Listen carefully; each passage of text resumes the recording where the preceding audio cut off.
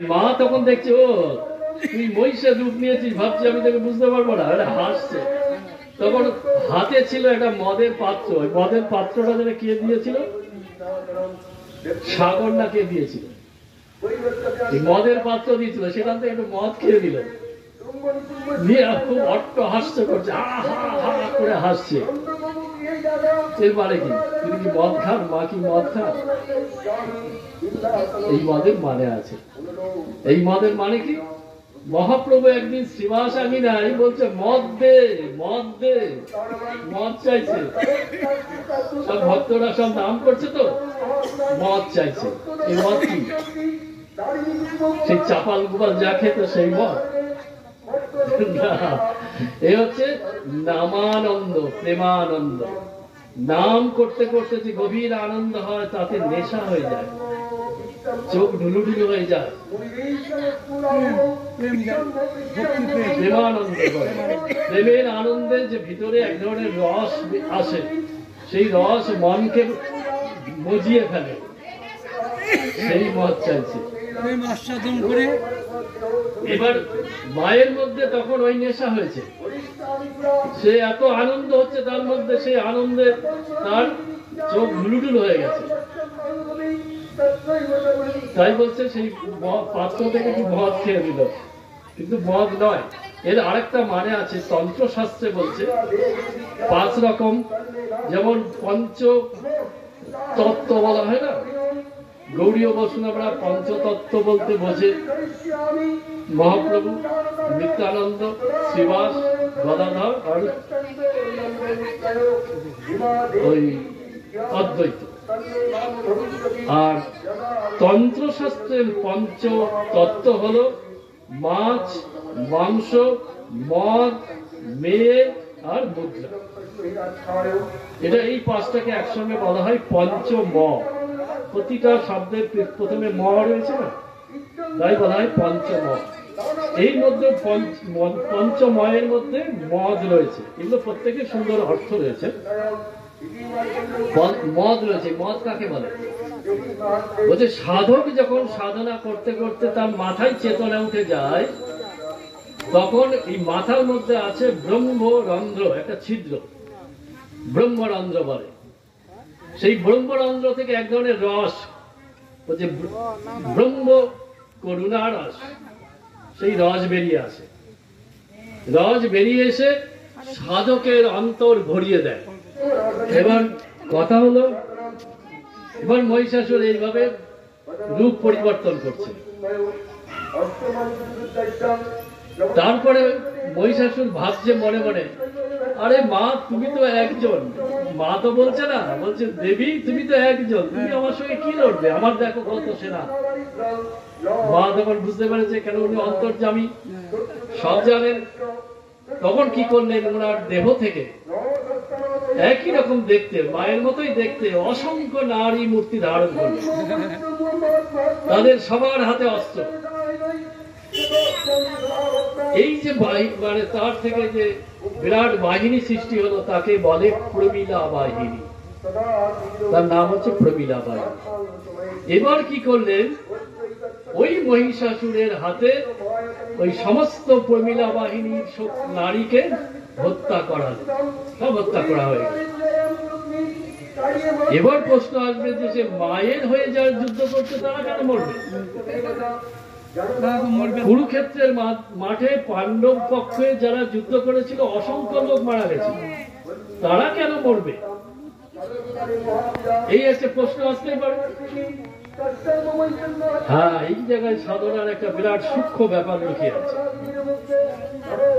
এই যে প্রমীলা বাহিনীর নারী, এরা কারা? বলছে সাধক যখন সাধনা করা শুরু করে, তার মধ্যে শুভ ভালো ভালো ইচ্ছা জাগে। কি ইচ্ছা? যে 10টা মেয়ের বিয়ে দিয়ে দেব, মানুষের উপকার করব, কারো একটা মন্দির করে দেব, কারো একটা কোথাও একটা স্কুল বানিয়ে দেব, কোথাও একটা কি বলে পুকুর কেটে দেবো। আগে পুকুরের দাম ছিল, এখন তো পুকুরের দাম নেই, এখন পুকুর গর্ত হয়ে গেছে। তখন আগে পুকুরের থেকে জল খেত লোক, দেখ এই যে শুভ ভালো ভালো ইচ্ছাগুলো হচ্ছে প্রমিলা বাহিনী। বলছে এই শুভ ইচ্ছা বা কোন রকম ভালো মন্দ কোন ইচ্ছাই যদি সাধকের মধ্যে থাকে সে ঈশ্বরে পৌঁছাতে পারবে না। তাই সেই শুভ ইচ্ছাদের তিনি কি করলেন, নিজে মানলেন না, ওই অসুর অর্থাৎ কামকে দিয়ে মারলেন, মারিয়ে ওইগুলোকে নষ্ট করে দিলেন, দিয়ে অন্তর একদম শূন্য করে দিলেন, একা করে দিলেন। দেখো কি জিনিস, সাধনা করা অত সহজ, কত সূক্ষ্ম সূক্ষ্ম জিনিস আমাদের ভিতরে বাধা সৃষ্টি করে। যাক, এবার কি করেছেন, অবশেষে এইভাবে যখন করে বেড়াচ্ছে তখন উনি কি করলেন, এবার যখন যুদ্ধ করতে করতে দেখলেন এবার মারতে হবে, সময় এসে গেছে, তখন উনি কি করলেন, প্রথমে তাকে ফেলে দিলেন। মহিষ রূপ রয়েছে তখন, কিন্তু মানে মানুষের মতো নেই, মহিষের রূপে আছে। ফেলে দিয়ে, লাথি মেরে ফেলে দিয়ে একটা পা দিয়ে গলা টিপে ধরেছে, আর ত্রিশূল দিয়ে বুকে মেরেছে। আর যেই পা দিয়ে গলা টিপে ধরেছে, ওই মহিষের মুখ দিয়ে ওই মানুষের মুখটা বেরিয়ে গেছে। কি মানে, ছোটবেলায় যখন স্কুল কলেজে যে ছেলেরা পড়ে না, মেয়েদের পিছনে লাগে, যখন ধরা পড়ে যায় দুষ্টুমি করতে চায়, এই দুষ্টুমি করতে গিয়ে যখন ধরা পড়ে যায়, কিরে তোকে আমি বন্ধুর মতো দেখি, তুই আমার সঙ্গে এরকম ব্যবহার করছিস, যে বুঝে ফেলে তখন ছেলেরা কি করে, রূপ পাল্টিয়ে ফেলে, আর আসল রূপ বেরিয়ে আসে। বলে না না না না, তোকে তো আমি বোনের মতো দেখি, তোকে আমি দিদির মতো দেখি বলে ফট করে রূপ চালু করে গেল। এই কামের খেলা, এমন ছেলে নেই যে এই ঘটনা হয় না। খুব সবাই যে করে তা নয়, কেউ কেউ তো ভালো থাকে। তো এরকম ট্রেনে, বাসে, কলেজে এগুলো প্রায় ঘটে। দেখো কিভাবে চণ্ডীতে এইগুলো সব তুলে ধরেছে, যে আমাদের ভিতরে যত অপকর্ম, যত গন্ডগোল আছে সবগুলো তুলে ধরেছে। এইবার কথা হলো, আর তখন যেই মুখটা বেরিয়েছে, মহিষের মানে মানুষের মতো মুখটা বেরিয়েছে, তখন খাড়া দিয়ে সেই মুখটা কেটে দিয়েছে। এই তিনটে অস্ত্র মারার সময়, মহিষাসুরকে মারার সময় তিনটে অস্ত্র কাজে লাগানো। এবার কথা হলো এই তিনটে অস্ত্রের মানে কি, এই যে পা দিয়ে চেপে ধরার ব্যাপারটাই বা কি। পা মানে চরণ, চরণ কাকে বলে, চরণ আলোচনাটা অনেক বড়, 1 ঘন্টা লাগে শুধু চরণ কাকে বলে এটা বোঝাতে। চরণ আমরা অনেকে বলি না, বৈষ্ণবরা প্রায়ই বলে চরণে ঠাঁই নিও, চরণে আশ্রয় নিও, চরণ ছাড়া গতি নেই। কিন্তু সেই চরণ যে কি জিনিস জানা নেই। মহাপ্রভুর চরণ ছাড়া চলবে না। মহাপ্রভু কোথায় যে তার চরণ ধরবি, তুমি এখানে বসে আছো, তোমার ঠ্যাং জড়িয়ে ধরা যাবে। চরণ চলে, মহাপ্রভু তো এখন নেই, কৃষ্ণ তো এখন আমরা খুঁজে পাচ্ছি না, নেই মানে খুঁজে পাচ্ছি না, তো তার চরণ ধরবো,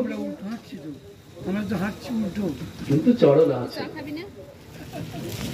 রবীন্দ্রনাথের একটা গানের মধ্যে আছে, চরণ ধরিতে দিও গো আমার।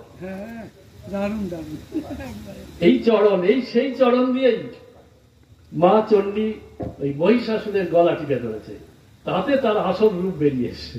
কিরকম, এই চরণ বলতে কি বোঝায়, চর ধাতু, ব্যাকরণে বলছে চর ধাতুর ন প্রত্যয় করলে চরণ শব্দটা তৈরি হয়।